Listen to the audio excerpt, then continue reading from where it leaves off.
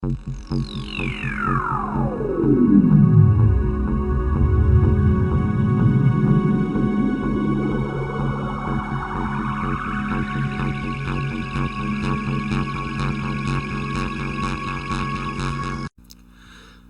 morning. I am Mr. Laha. Welcome all of you to my digital lesson plan presentation. Today, I like to teach you about the structure and function of human heart.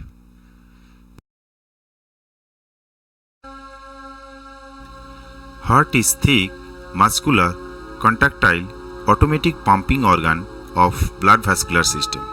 It is one of the busiest organ of our body.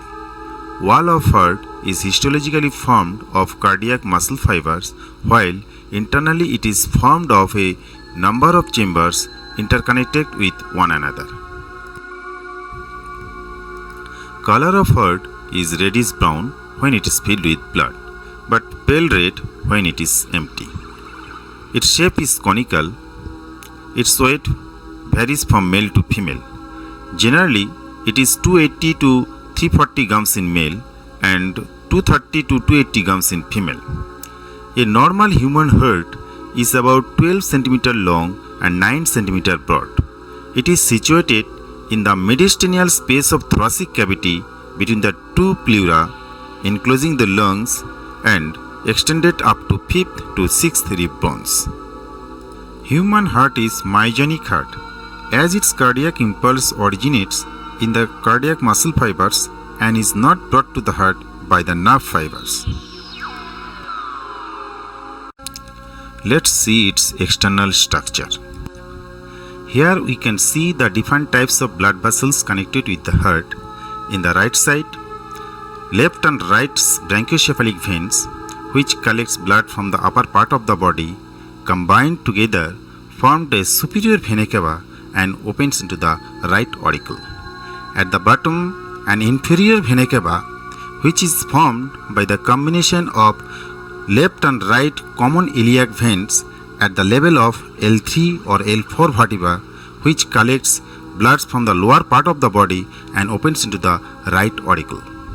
And in the left side, 4 pulmonary veins, 2 from each lungs, collect oxygenated blood from the lung and open into the left auricle. Surface of heart is divided into 2 groups. First one is coronary sulcus or arterioventricular groove. It's a transverse groove which divides the heart in anterior smaller, thinner, softer auricular part and posterior longer, thicker, harder ventricular part. Second groove is interventricular groove. It is an oblique longitudinal groove on the ventral side of ventricular part.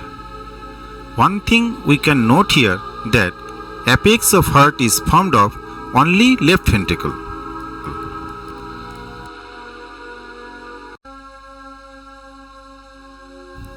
Here we can see the position of heart in our body. Heart is enclosed with a special type of muscle called pericardium muscle. It is thin, two-layered serous sac around the heart. Inner layer is called visceral pericardium, while the outer layer is called parietal pericardium.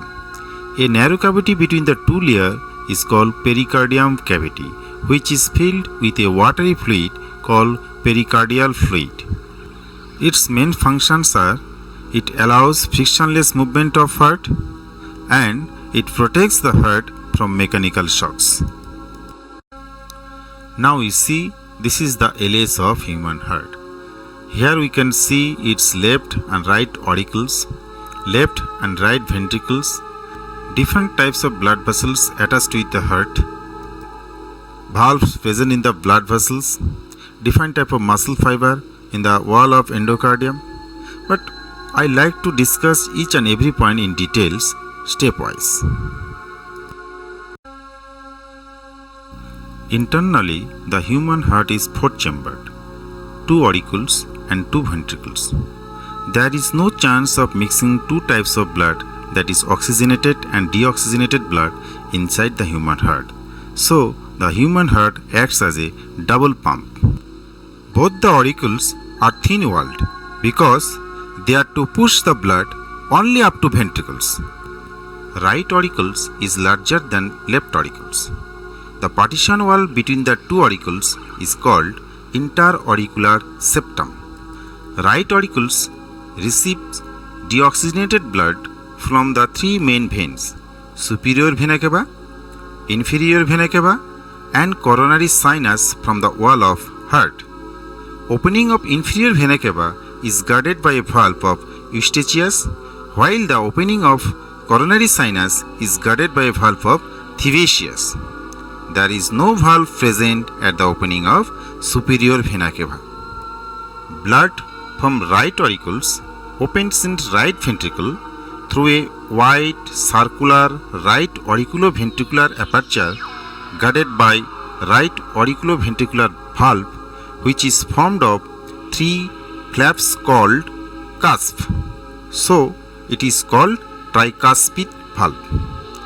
It regulates unidirectional flow of blood from right auricle to right ventricle, but prevents the backflow of blood with the help of number of whitish elastic threads called chordae tendineae, which extend from tricuspid valve to wall of right ventricle.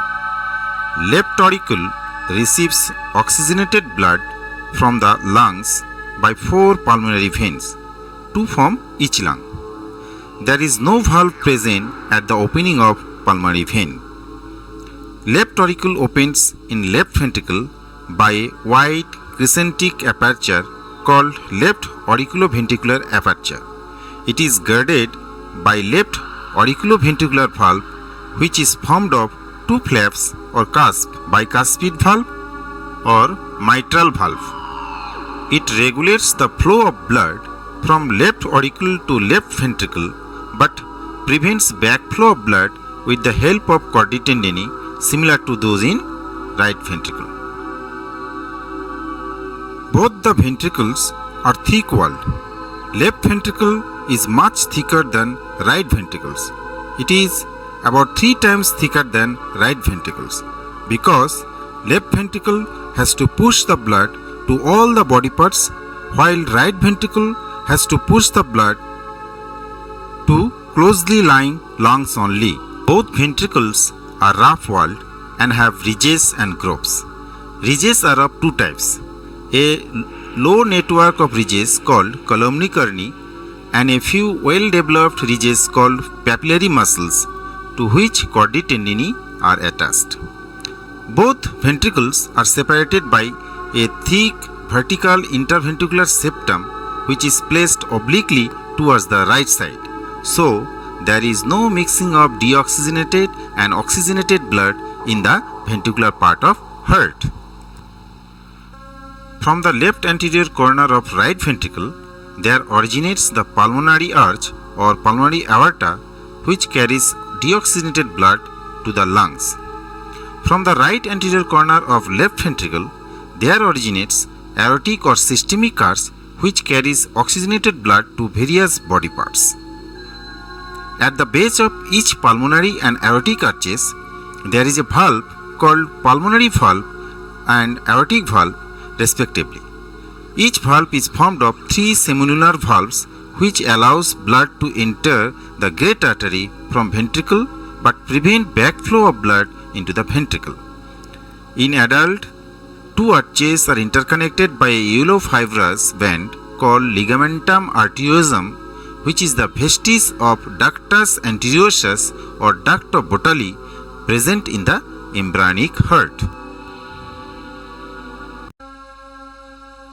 Histologically, heart wall is formed of 3 coats. Endocardium, it is innermost layer of squamous epithelium. Myocardium, it is middle coat formed of cardiac muscle fibers. And pericardium, it is visceral ceromic epithelium of flat cells. Here I am showing a surgical view. On my left side, semilunar valve present in the pulmonary and aortic arches being replaced by surgery. And on my right side, a microscopic view of myocardium muscle fibers.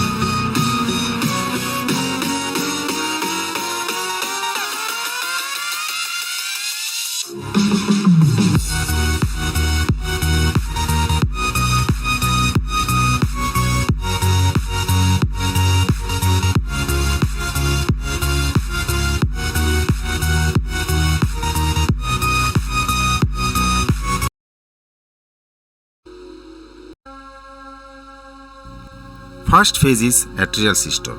It involves contraction of atria from anterior to posterior side, which pushes blood to respective ventricle.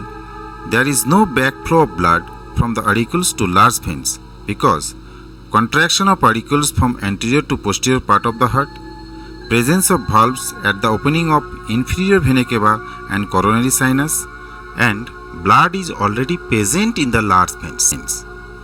Atrial systole takes 0.1 second, while atrial diastole is about 0.7 seconds.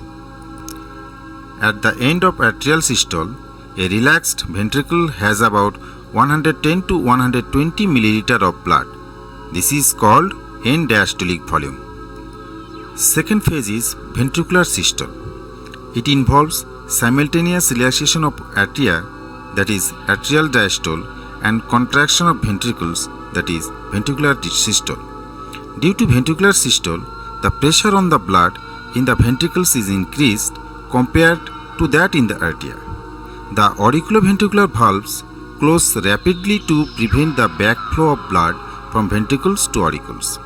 This closing of auriculoventricular valves at the start of ventricular systole produces first heart sound called lup or systolic sound. It is louder and lasts for 0.14 second, but it is dull sound. Finally, the pressure in the ventricles increases than that in the great arteries, that is pulmonary and aortic arches. So, semilunar valves open and blood enters into the great arteries. Deoxygenated blood from the right ventricle enters into the pulmonary arch, which carries it to the lungs, while oxygenated blood from the left ventricles enters into the aortic arch, which carries it to the all over part of the body. Each ventricle pumps about 70 milliliter blood called stroke volume, while 40 to 50 milliliter blood remains in each ventricle called end diastolic volume. Ventricular systole takes about 0.3 seconds, while ventricular diastole takes about 0.5 seconds. Phase is joint diastole or complete cardiac diastole. Ventricular systole is followed by ventricular diastole. As atria are already in diastole, so all the chambers of heart enter the diastolic phase. It is called complete cardiac diastole or joint diastole. Due to ventricular diastole, ventricles relax and the pressure in ventricles decreases than that in the great arteries. To prevent backflow of blood from the great arteries to ventricles, the semilunar valves close rapidly.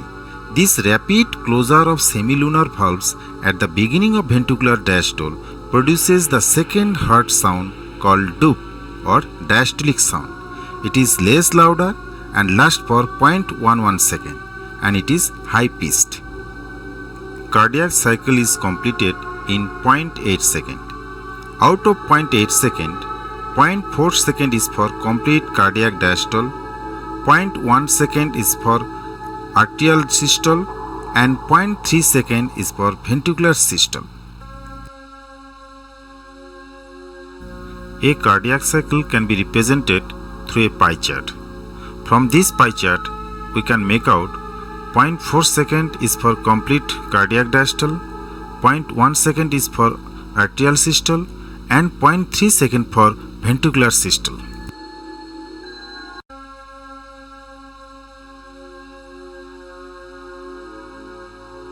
Now the point is electrocardiogram, or simply called ECG or EKG. It is a graphic record of electrical variation produced by the beating of the heart. These variations are due to the development of electrical negativity of excited muscles as compared with unexcited tissues. An instrument used to observe the working of the heart is called electrocardiograph. Electrocardiograph was discovered by Enthoven in 1903, commonly called father of electrocardiography, while ECG was first recorded by Waller. Most modern clinical electrocardiograph used is pen recorder. ECG can be displayed on a cathode tube or for a permanent record on a piece of graph paper. It may be connected to an oscilloscope which displays it on a TV type screen. ECG taken when patient is lying down is called resting ECG, while ECG taken when patient is exercising is called stress ECG. ECG is formed of a series of ridges and furrows. Let's see a normal pattern of ECG for a healthy person.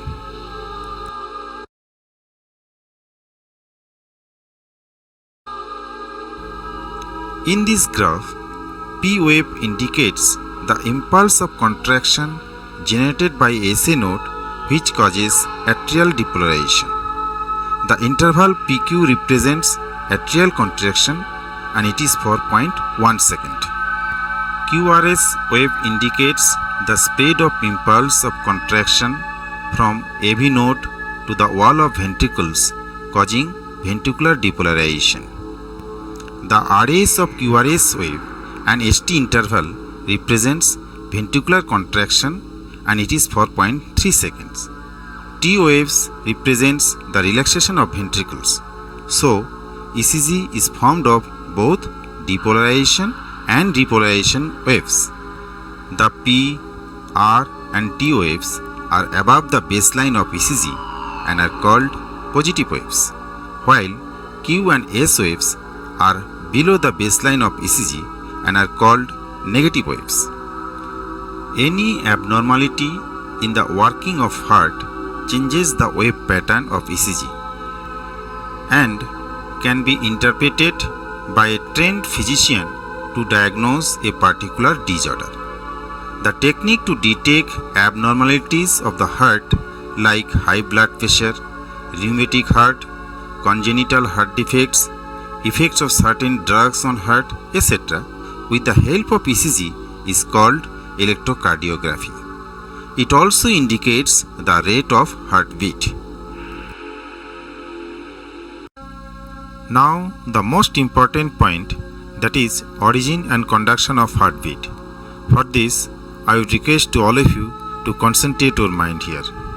As I mentioned earlier that human heart is myogenic heart. No outside regulatory mechanisms are necessary to stimulate the muscle to contract rhythmically, and no nerves are located within the heart itself. It is confirmed from the fact that when a heart is separated from the body and is placed in a Ringer's solution, it goes on beating for some time. Besides, in the development of embryonic heart, cardiac pulsation begins before the adequate development of nerve fibers. In addition, it can be demonstrated in the laboratory that even fragments of cardiac muscle in tissue culture continue to contract rhythmically.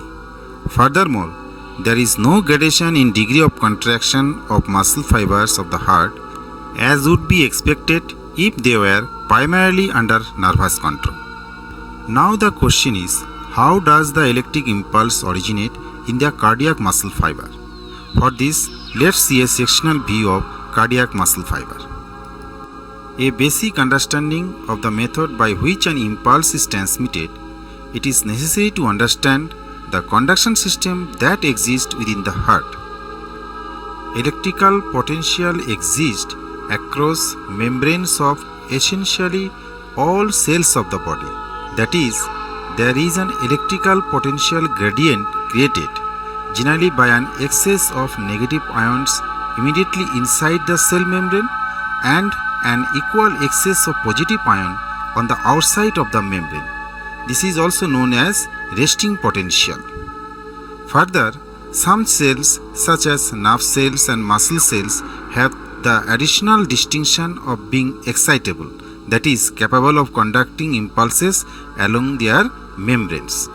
Any factor that suddenly increases the permeability of the cell membrane and allows positive ions to flow through the membrane to the inside, while negative ions flow to the outside, is likely to bring about a sequence of rapid changes in the membrane potential, and it lasts for only a fraction of a second.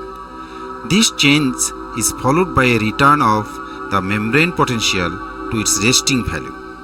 This sequence of changes in potential is called and action potential, and is responsible for the initiation of impulses transmitted in the case of heart and along the muscle fibers and special conducting tissue fibers. Electrical stimulation, application of chemicals, mechanical damage, heat and cold are among the factors that can bring about a change in the state of a cell membrane, momentarily disturbing its normal resting state and creating an action potential. The action potential occurs in two separate stages called depolarization and repolarization. During the process of depolarization, the normal negative potential inside the muscle fiber is lost and the membrane potential actually reverses or becomes slightly positive inside and negative outside the membrane. This process proceeds as a wave along the length of the muscle fibers. It lasts only a fraction of a second before the positive ions begins to resume their original position on the outside of the membrane. It is necessary before another impulse can pass. This recovery process is termed as repolarization. An action potential is necessary to generate each depolarization wave. Potassium, sodium, and calcium have a marked influence on transmissions of action potential within cardiac muscle. In addition, calcium ion concentration is important in the contractile process. The concentration of ions in extracellular fluids also affects the cardiac function to a degree. Initiations of heartbeat is under three special bundles of cardiac muscles called nodal tissues. First one is sinoatrial node or sinoauricular node or simply called SA node. It possesses the ability to generate an action potential spontaneously. It lies in the right wall of right auricle below the opening of superior vena cava. It is also called right-sided structure as it represents sinus venosus which has completely merged into the wall of right atrium. It has a rest potential of only -55 to -60 mV. It is also called pacemaker as it is first to originate the cardiac impulses and determines the rate of heartbeat. So, the atrial contraction precedes the ventricular contraction. It has the highest degree of autorhythmicity but least conductivity. It maintains the basic rhythm of heartbeat. These cardiac impulses are conducted along the tracts of special cardiac muscles fiber over both the auricles at the rate of 1 meter per second in the form of ripple pattern similar to the pattern of waves generated when a stone is thrown into a pool of water. These impulses reach the AV node about 0.03 second after their origin from SA node. These impulses cannot be passed to the wall of ventricles as the cardiac muscle fibers of auricles and ventricles are separated by a thin layer of fats called annular fat. So, auricles are called prior pumps. Second one is called atrioventricular node or AV node. It is also called pace setter. It lies in the right atrium near the junction of interauricular and interventricular septum close to the opening of coronary sinus. It is stimulated by the waves of contraction initiated by a SA node. It generates the cardiac impulses which are conducted to the muscles of the ventricles through bundle of His and Purkinje fibers at the rate of 1.5 to 4 meter per seconds. Third one is bundle of His. It is also called AV bundle. It was named for the German cardiologist William His, who described it in 1893. It arises from AV node, descends in the interventricular septum and divides into two branches at about 5 to 15 mm towards the apex, which descends along two sides of the interventricular septum and supply the wall of ventricle of their own side by a network of fine fibers called Purkinje fibers in the myocardium of the ventricles. This brings about a synchronous contraction of the ventricles from the apex of heart, which force the blood into the pulmonary arch and aortic arch. SA node, AV node, bundle of His and Purkinje fibers collectively form the conducting system of the heart or junctional tissue of heart and is responsible for autorhythmicity of the heart. When SA node is damaged, then it is not able to generate the cardiac impulses, then the heart becomes irregular, called arrhythmia. It is corrected by an artificial pacemaker. It is set in the chest of the patient by surgical grafting to pump the required amount of blood. It stimulates the heart electrically at regular intervals to beat at normal rate. This is all about the origin and conduction of cardiac impulse. Now, I like to show you a video clips. Here you can come to know how does it actually happen.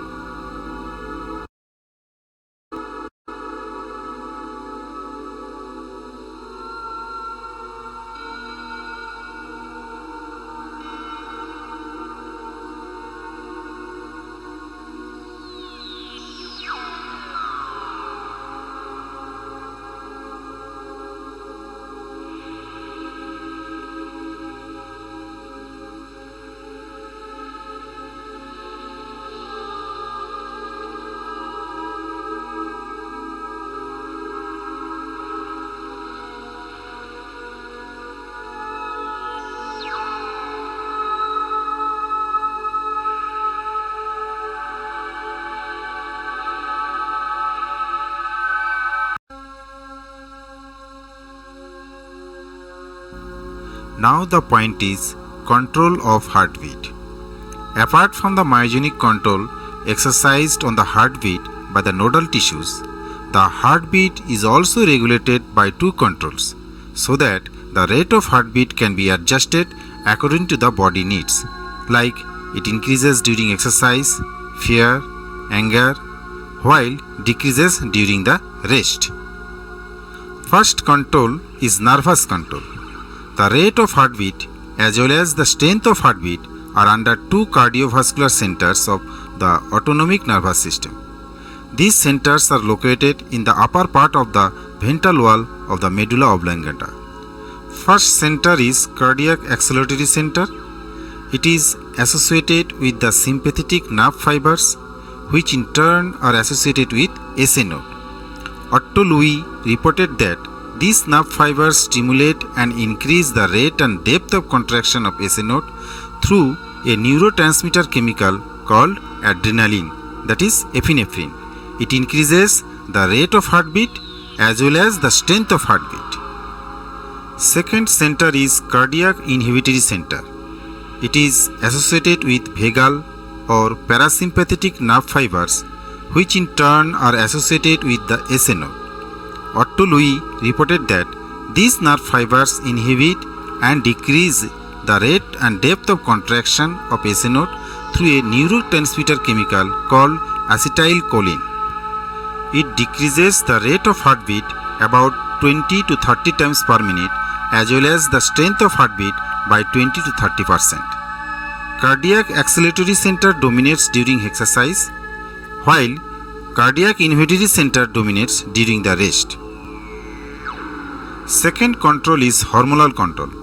It consists of two amine hormones, that is epinephrine and norepinephrine, which are secreted by adrenal medulla of adrenal gland. Both hormones are accelerated the rate of heartbeat but operate in different conditions.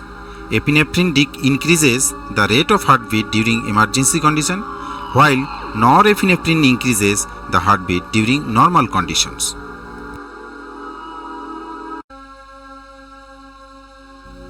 Now the point is arterial blood pressure. It is the pressure exerted by the blood on the wall of blood vessels in which it is present. Heart does not pump the blood in a continuous stream, but it ejects the blood in spurts. So the blood pressure is different in arteries during the different stages of the heartbeat. It is two types. Systolic blood pressure or SBP. It is the pressure which the blood exerts on the wall of blood vessels at the end of systolic contraction of ventricles. In a normal resting adult man, it is about 120 mm of mercury. It is maximum in the arteries because the arteries are always stressed, and it gradually decreases from arteries to arterioles, capillaries, venules, veins, etc. And there is a marked gradient of the blood pressure. It indicates the force with which the left ventricle pushes the blood in the aortic arch. It is also called higher limit of arterial blood pressure. Second pressure is diastolic blood pressure or DBP. It is the pressure which the blood exerts on the wall of the arteries when the ventricles are maximally relaxed. In a normal resting adult man, it is about 80 mm of mercury. It indicates the elasticity of the blood vessels. It also called lower limit of arterial blood pressure. So, during each heartbeat, the arterial blood pressure rises to about 120 mm of mercury in a systolic phase and falls to about 80 mm of mercury in the diastolic phase. The difference between the systolic and diastolic pressure is called pulse pressure, and its normal value is 40 mm of mercury. Hormone controlling the blood pressure is called cortisone. Highest blood pressure is recorded in giraffe. It is about 220 mm of mercury. Next is mean arterial pressure. It is the average arterial pressure during complete heartbeat and is defined as the pressure which determines the average rate of blood flow through the systemic vessels.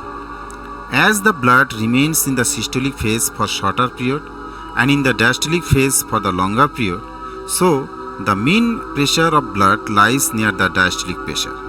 It varies at different levels of circulatory system. It is about 100 mm of mercury in the aorta, 85 mm of mercury at the junction of small arteries and arterioles, 30 mm of mercury at the junction of arterioles and capillaries, 10 mm of mercury at the venous end of the capillaries, and about 0 mm of mercury in the two vena cava veins near the opening into the right atrium of heart. It is this gradient of blood pressure which is responsible for the blood flow in the circulatory system. Next point is measurement of blood pressure. First attempt to measure the blood pressure in a glass tube was made by Stephen Holtz in 1732. Nowadays, the blood pressure is measured by auscultatory method, that is indirect measurement, with the help of an instrument called sphygmomanometer. It was invented by Korotkov in 1905. In this, the blood pressure is measured in terms of air pressure when the air pressure becomes equal to the blood pressure in the radial artery.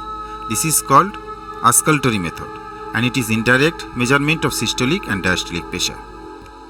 In this picture, you can see a doctor is taking blood pressure of a patient, and below it I have shown different categories of blood pressure and their reference value. In case of normal healthy person, systolic pressure should be below 130 mm of mercury and diastolic pressure should be below 85 mm of mercury. Now, in case of high normal, systolic pressure should be 130 to 139 mm of mercury and diastolic pressure should be 85 to 89 mm of mercury.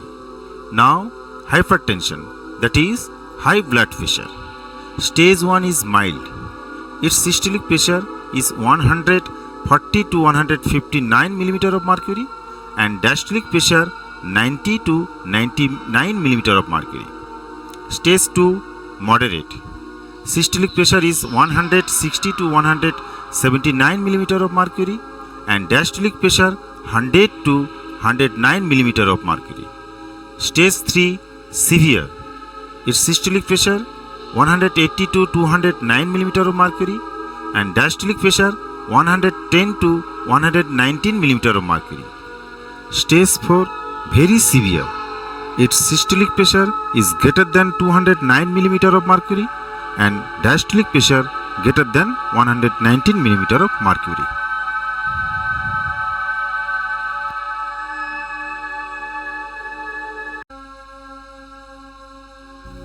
Now the point is factors that are affecting on blood pressures. First one is age. The values of both systolic and diastolic pressures increase with age. Example, blood pressure of a newly born baby is 90 by 55 mm of mercury. In a young adult, it is 120 by 80 mm of mercury, while in old age, it is 150 by 90 mm of mercury. It is so because with age, the arterial wall becomes rigid and less elastic after the age of 60 years. It is normally calculated as 100 plus age of the person. Second factor is cardiac output. Arterial pressure increases with the increase in cardiac output. It is because arterial pressure equals to product of cardiac output and total peripheral resistance. Third factor is elasticity of blood vessel. Blood pressure is inversely related to the elasticity of the blood vessel. In old age, due to deposition of calcium ion or cholesterol, the blood vessels become less elastic, that is called arteriosclerosis. So, there is increase in the blood pressure, sometimes causing the pulse pressure of 100 mm of mercury or more. Fourth factor is total peripheral resistance. It is the resistance offered by the wall of blood vessels to the passage of the blood due to friction of the viscous blood against their wall. In general, constriction of the blood vessel will increase the arterial pressure, while the dilation will lower the pressure. Some other factors that are responsible for increasing the blood pressure are exercise, tension, fear, adrenal secretion, nephritis, obesity, etc. Now, I like to explain some new terms that are related to heart. First one is hypertension. What is hypertension? If a person has persistent high blood pressure, that is 150 by 90 mm of mercury, then it is called hypertension. Main factors responsible for hypertension are overeating, obesity, physical and emotional stress like fear, worry, anxiety, sorrow, joy, etc. Intake of cholesterol-rich diet, smoking, alcohol drinks, etc. About 16% of Indians suffer from hypertension. Hypertension is known to cause a number of serious problems like heart attack, stroke, nephritis, etc. It is also called silent killer because it may be present for years with no perceptible symptoms. Second term is hypotension. Hypotension is the condition characterized by low blood pressure, that is 100 by 50 mm of mercury. Main causes of hypotension are loss of blood in hemorrhage, chronic vasodilation of arterioles, or a failure of pumping action of the heart. It may cause fainting. You may be familiar with some terms like heart failure, heart attack, heart block. What are these?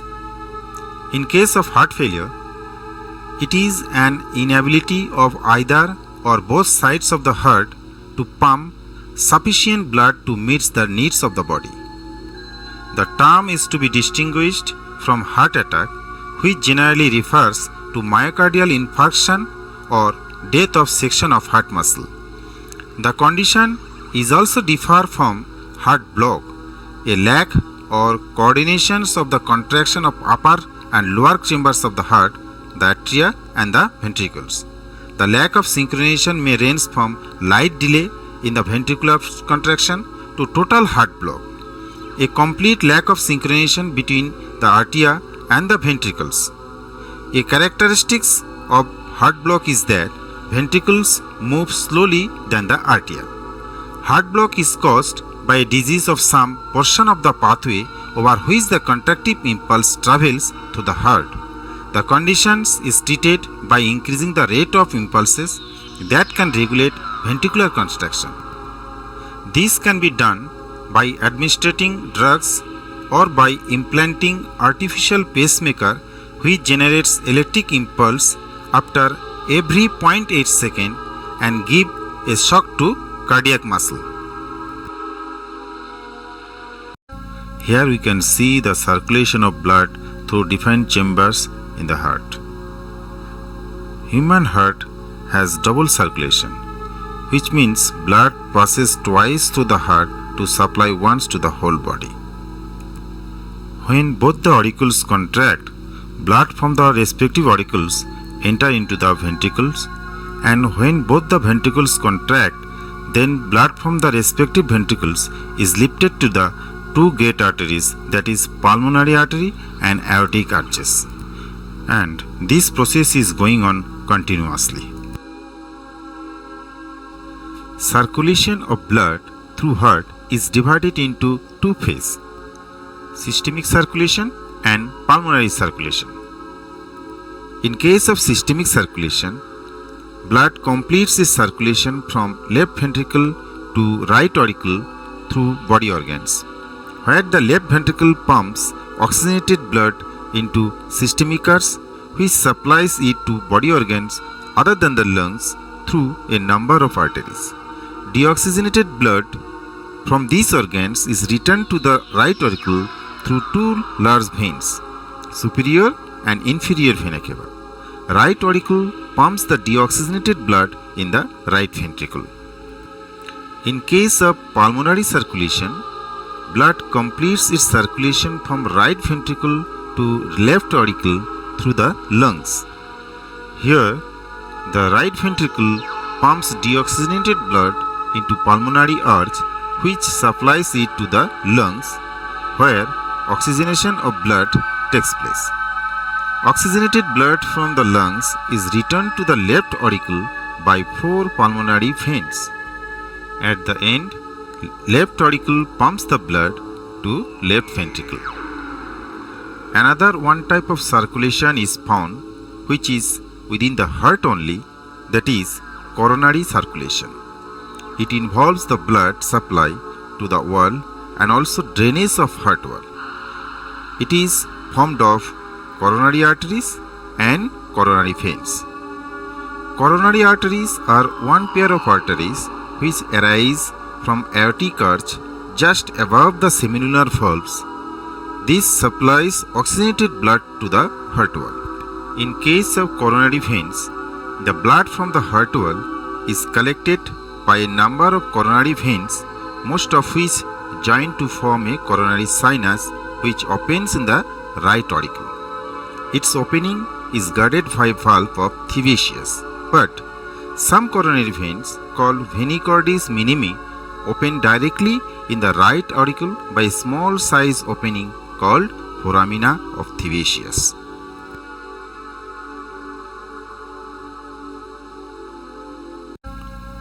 Let's have a quick look to the different points that I have discussed. Heart, its size, shape, position, color, weight and type. External view, its different parts. Internal view, its different parts and their functions. Histology of heart, endocardium, myocardium, pericardium. Cardiac cycle, atrial systole, ventricular systole, joint diastole and pie chart. Then electrocardiogram, electrocardiograph, electrocardiography. Origin and conduction of heartbeat, SA node, AV node, bundle of His, Purkinje fibers, conducting tissue or junctional tissue of heart. Control of heartbeat, nervous control, cardiac acceleratory center, cardiac inhibitory center, hormonal control. Then blood pressure, systolic pressure, diastolic pressure, pulse pressure, mean arterial pressure, measurement of blood pressures, hypertension, its different stages, hypotension and the factor affecting on blood pressure. And the last point is blood circulation through heart, systemic circulation, pulmonary circulation and coronary circulation. thanks to all of you for paying attention here.